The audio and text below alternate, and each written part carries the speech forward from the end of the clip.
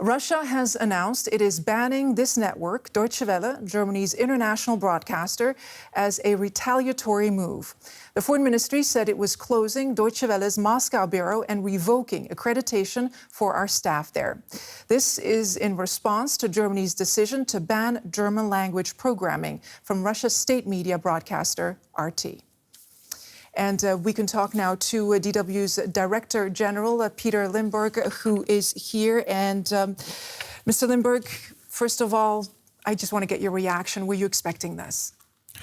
Oh, we had been expecting some measures by the Russian side, but I think this is a total overreacting from the Russian government because they're closing the bureau. They want us not to broadcast anything anymore in Russia. And I think also that our correspondents must leave. Obviously, Russia is something which is a really overreaction, and it's not even a tit-for-tat measure if you want to see it like this, because first of all, you can't compare RT German with the Deutsche Welle. I mean, we're a public service broadcaster and not a state government broadcaster. And on the other hand, we have to see that Russian journalists will continue to work freely in Germany and can broadcast whatever they want. So, and this is not the case with our colleagues. So it's really disappointing to see this, how the Russian government is reacting. And what will happen next? Is there anything that you can do? We will take legal steps and try to see whether these measures are legal, even from Russian standards. But this is something which we will have to discuss in the coming hours. But I think legal steps is something we will take. And then we will discuss this also, obviously, with our institutions here in Germany. Yeah. You know, we have so many dedicated, hardworking staff working for years in Russia. Have you heard from them? Have you been in touch with them? How are they feeling about this decision? Well, obviously, they're also shocked by the measures because everybody was expecting that there might be coming something, and this is also what the Foreign Ministry in Moscow yesterday announced, that there will be some kind of reaction. But I think for people who really love to work in Russia and they love the Russian culture, they are really into reporting from this beautiful and so interesting country. It's hard to accept that they have to stop one day to the other, and so I think they are shocked. And yes, it is something which is also sad for a journalist to leave the country on short notice. And in terms of press freedom, of course, the press has been under attack for some time in Russia. But what does this signal to you now?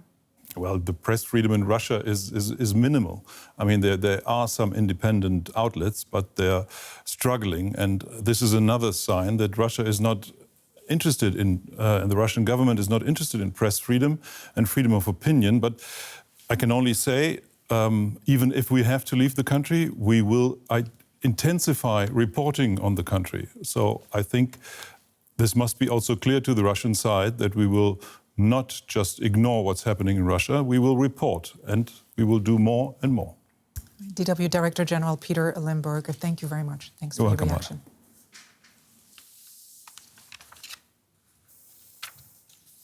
Well, this decision from Moscow comes as German Chancellor Olaf Scholz prepares to head to Russia's capital for talks on Ukraine. The Chancellor called the buildup of Russian troops on Ukraine's border very serious and said any invasion would come with serious consequences. The German Chancellor has been under pressure from other NATO members to take a more harder line on Russia. No date has been set yet for his trip to Moscow. Okay, we can talk more about this with DW's political correspondent Simon Young. Simon, pressure mounting on the Chancellor to take more action, to be more proactive when it comes to Russia. Now he's headed to Moscow. What do you think he hopes to achieve with his visit?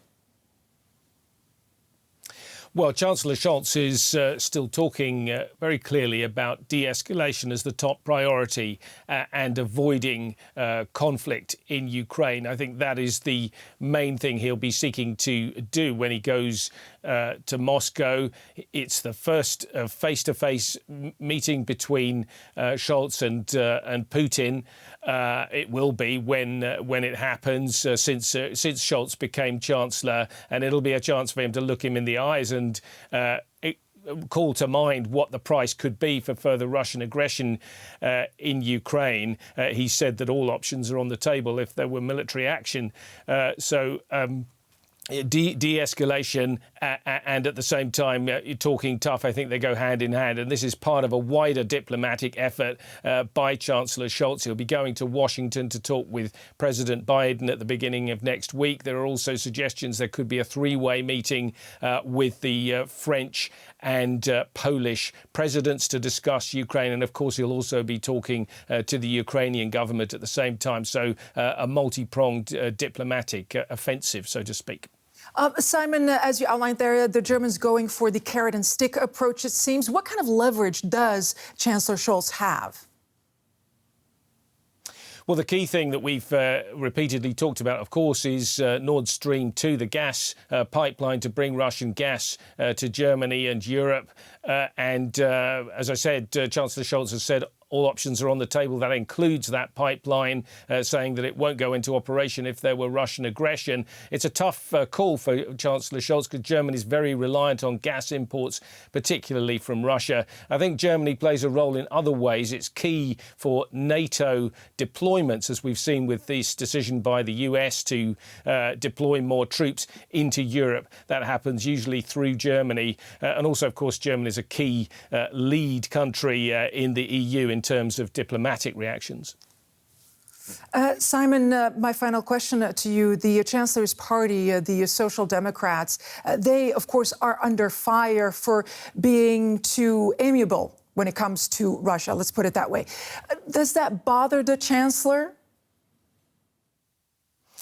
Well, Chancellor Scholz says no, the SPD is totally united and they want to stand up to aggression and avoid war. But when it was put to him, for instance, is he getting too much advice from the former Chancellor Gerhard Schröder, who, of course, is a big backer of that Nord Stream 2 project? He says, well, he seemed rather irritated and said, look, there's only one Chancellor in Germany and that's me.